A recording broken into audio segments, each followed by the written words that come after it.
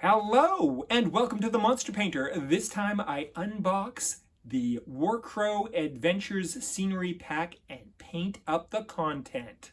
Let's get started. So, what do we have here?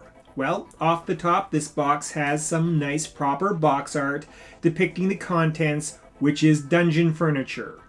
Warcrow is Corvus Belli's foray into fantasy gaming. Corvus Belli is the maker of that evergreen sci-fi cyberpunk game Infinity, which has a small but very dedicated following. I believe Warcrow has two aspects: a dungeon crawler, which this box supplements, and a skirmish version for more conventional wargaming play. I don't actually play either game, but my buddy Dave picked this up for me at the Nerd Market for a mere 20 Canadian dollars.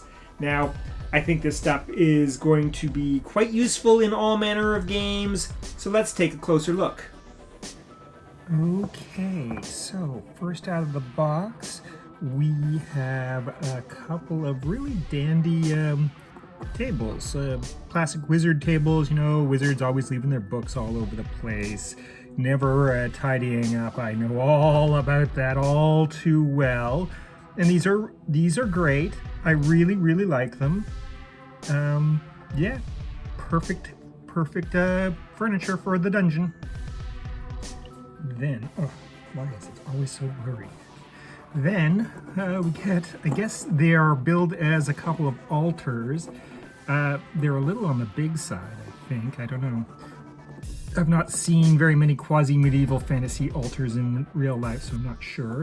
But they got a lot of detail, and you know, they're not super awesome, but they'll make for some decent enough furniture, I think.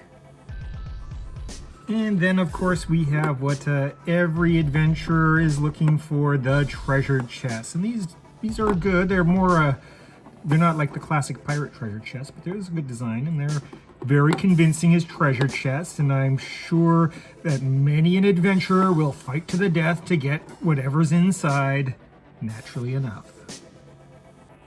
And of course we get a crucial part of any dungeon delve, which is of course doors. We got 4 doors. They're big, they're chunky, they are in a good scale. They look like they'll be perfect for breaking down and finding more treasure in the next room, or maybe a monster in your own untimely death. But yeah, nice solid looking doors. Love them.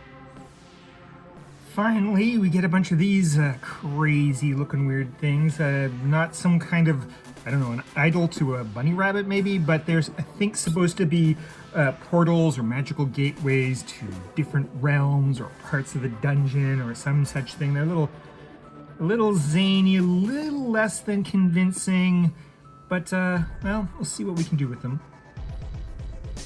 Alright, I've gotten everything painted up, and it's time to look at the final results. Yes, this is a very solid door. It has good detailing and a defined front and a back. Nothing spectacular, nothing mind-blowing, just a proper dungeon door, painted up well, and will fit into classic dungeon crawls that use that 1 square inch grid very nicely. It makes for a big door covering 2 squares or 2 inches, whatever, and will fit into HeroQuest and similar games perfectly.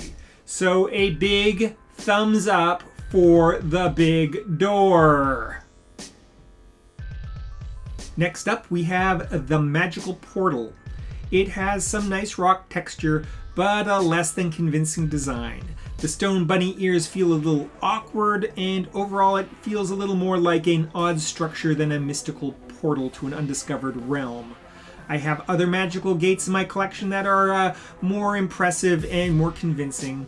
That being said, it still functions just fine. It looks enough like a magical gateway that the players aren't going to question it. Like the doors, it fits comfortably on a dungeon crawler grid and is also convincing in the round, so it's going to be a useful piece of terrain. It's just not a very exciting magical gateway. On to the stone altar. and it looks very much like an ancient altar used for unspeakable rituals conducted by forbidden cults. It has excellent texture and great details and is very convincing. My one quibble is its size.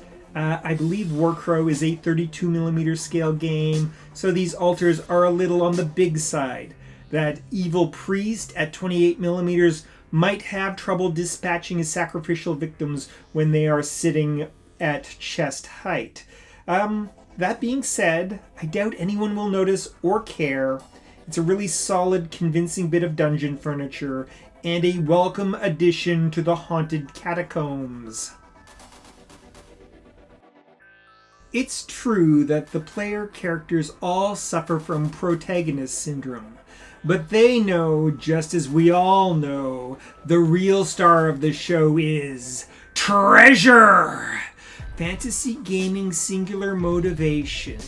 And these solidly locked boxes command the role. They have a distinctive design that makes them unique but not conspicuous, which is perfect. I quite like them.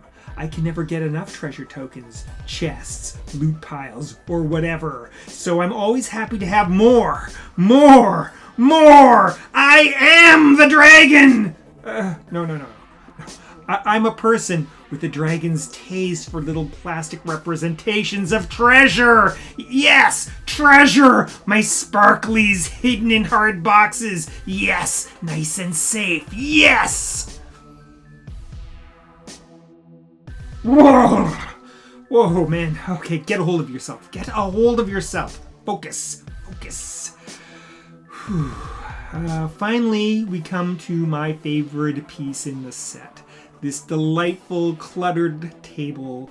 It has some beautiful details and an excellent in-the-round design. Golden jewels are locked away in treasure chests, but the evil wizard will leave books of unspeakable power just lying around on his desk. Their illiterate minions won't know the difference. This table is every bit as good a treasure token as that locked chest, but it's also so very searchable. It could contain mysterious lore, mystic knowledge, valuable clues, or a nasty little trap. It's just a great piece of dungeon furniture, and it's the best thing in this box.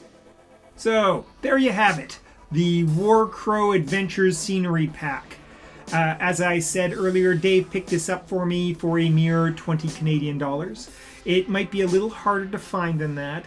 It looks like it was part of a crowdfunder, and I could only find a couple of listings for the thing, and they were going for more like 30 US dollars.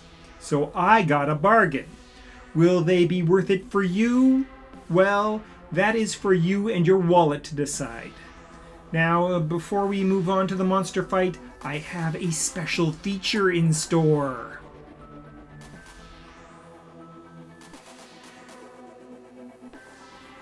Hello, and welcome to Monster Lore with me, your host, the Lore Master. Today we look at the enigmatic figure, the Bellman. Those of you viewers who actually watched to the end of the video will recognize him as the character who implores you to ring the bell. Ringing the bell is a means of appeasing the dark god Algorithmahotep and ensuring the growth of this channel. Something you should probably do right now. He is also seen overseeing the epic monster fights which follow the main body of most Monster Painter videos. Born in a Games Workshop Blythe King box, he has 4 sprue brothers, only one of which is painted, Krabby Joe.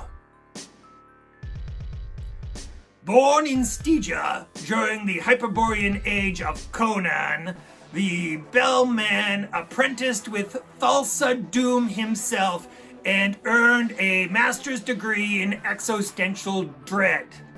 After graduation, the Bellman took up a position with the Arch-Wizard Venger and further developed his skills in supervillainy.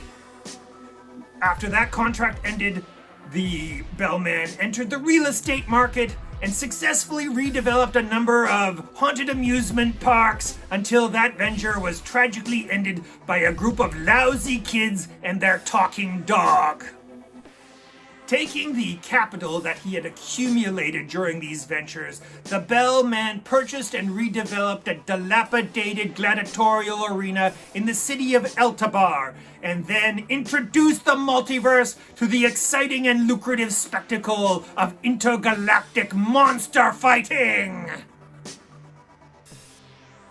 The Bellman has an ex-wife named Lenore, an extremely powerful and dangerous necromancer and lich.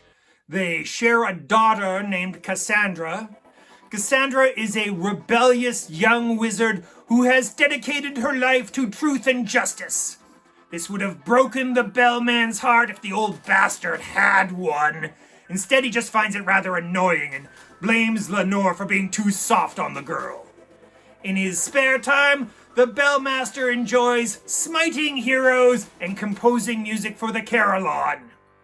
Well, this concludes the episode of Monster Lore with the Lore Master. Now, let's watch one of those monster fights. Yeah.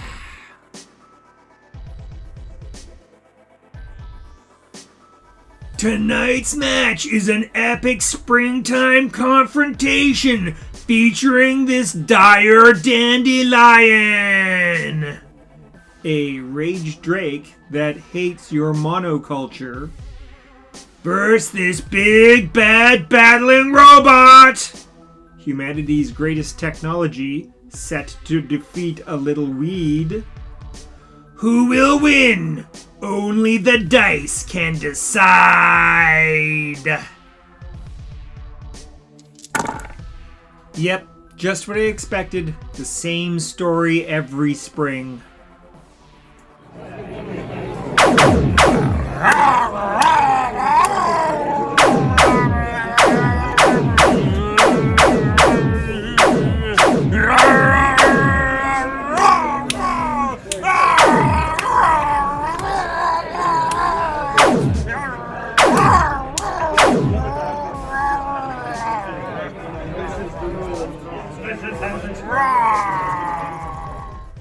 Once again, the implacable weed has defeated everything man could throw at it.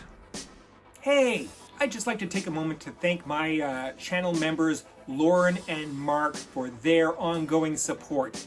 I really appreciate it.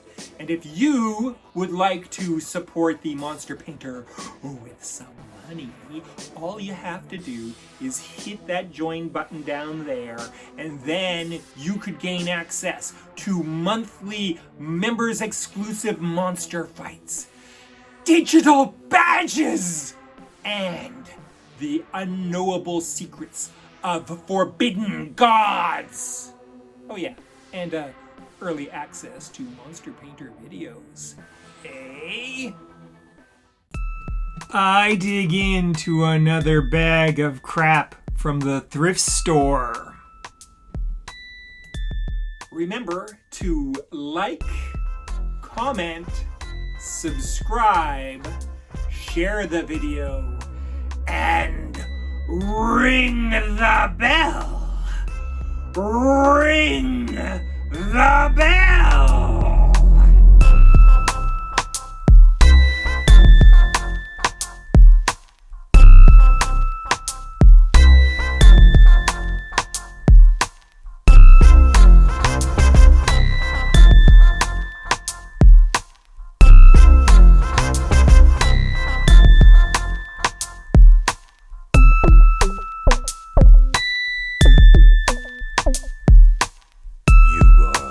Watching Les, the Monster Painter.